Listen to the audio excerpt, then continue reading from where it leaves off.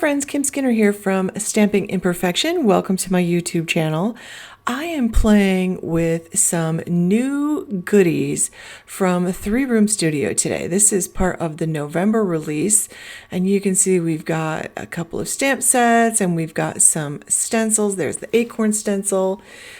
This is the sparkly star stencil, and I'm thinking this will make a great night sky. It could be snowfall in a sky, lots of uses for that.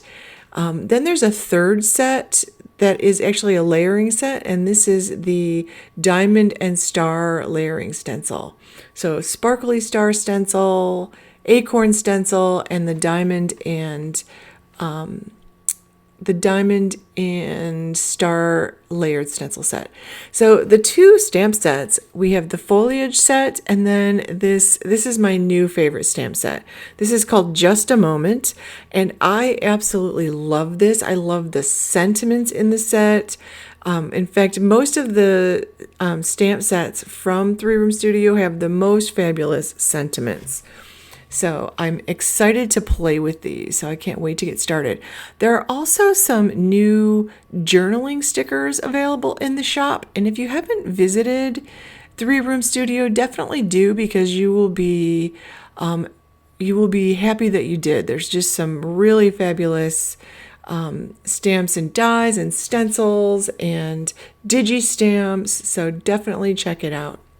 So I'm playing with I'm sort of modifying the Joseph's coat technique here, and it's like a resist technique basically. So I'm using a smaller blender brush, and I'm adding some yellow ink. This is English mustard ink. This is one of my Color Hive inks from Maker Forte, and I'm just adding that yellow to the center of all of those stars. And then I'm going to take another brush and this is the Red Leicester Orange, and I'm just doing that on a little bit of that star in each one of those. So I'm just adding the orange. I just want a nice fall blend, and I love making fall cards. So this has become one of my favorite ink blends for the season. And now I've got the Cotswold Green. This is my favorite green ink, I have to tell you. I love this color. It's like a yellowy green, and I really like it. It works for so many things. So I'm adding that to the bottom of the stars. And now you see me fussing with the stencil there because it keeps slipping a little bit. I should have taped all of this down. I was being very lazy. So do as I say and not as I do, I guess. Make sure you tape them down. And so I have that all done, and I realized that I lost some of my yellow in the center, so I'm going to add some more yellow back into the center, and I'm doing this sort of a bit more heavy-handed than when I did the yellow the first time. I just want to add some of that yellow back in. I like the brightness in the center of the star, so I think the yellow is perfect for that. And then I'm going to do a good job cleaning up the ink that I have on my craft mat and also on that stencil. And since these are dye inks, I can just spritz those with water and clean those off. Now you'll notice I also pulled out my clear embossing ink pen. What I want to do next is I want to do clear embossing over those stars. So I'm taking out a brush. This is the largest of the blender brushes I have, and I have this put aside to use for my clear embossing ink because I like to do techniques like this. So I'm adding that clear embossing ink over each of those stars. And it's hard to see that you're getting it on there, so you have to trust that it's working. I actually find the blender brush technique the easiest way to do this, and I will clean this brush off right after I do this. Like, I will just spritz some water onto a microfiber cloth or a paper towel, and then I'll just run the brush over it a few times. And that is usually good enough to make sure I've got all of the clear ink off.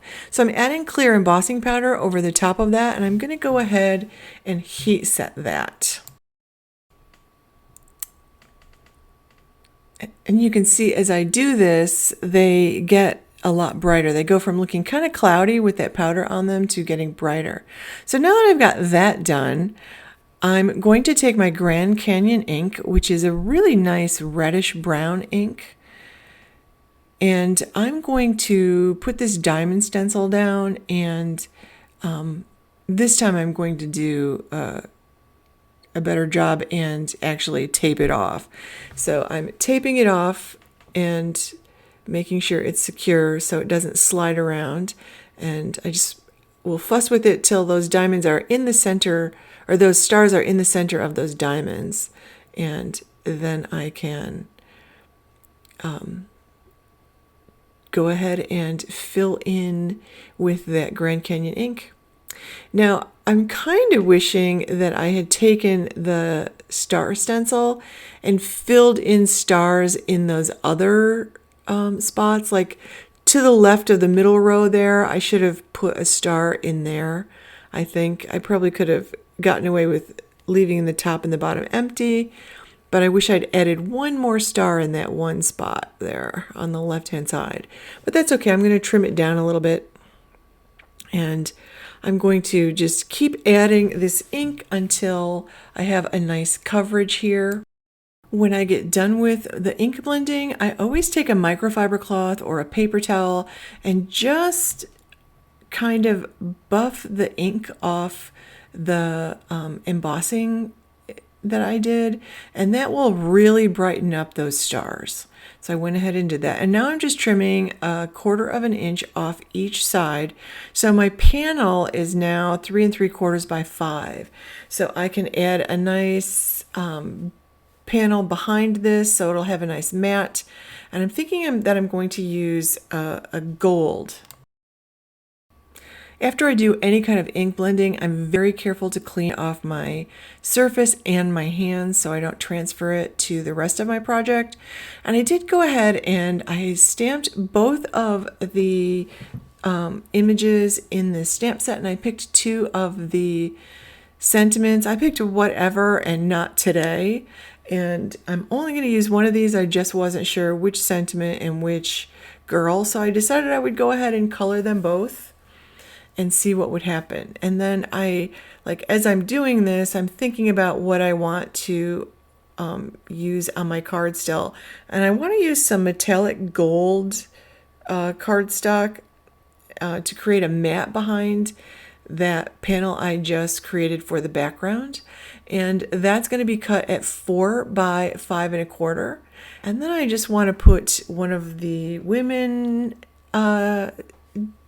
stamps on there after I finish coloring, and one of the sentiments, and probably a few little sparkly bits to complete my card. I'll just use a white card base, I think, or a brown card base, so I'll play with that a little bit. So I'm going to go ahead and color these here, and I've pulled out some YG colors, and these are like 93, 95, 97, and 99, and I actually really love this color for the sweater. So I pulled out some of the greens, some of the yellow greens. I pulled out some orange colors, some YR colors that are a nice orange blend, and a few browns to do the hat. And I'm going to give this woman some gray hair like my hair, and I love the way she turns out. So I'm doing these with my Copics, and then I'm going to fussy cut them out with my Brother Scan and Cut.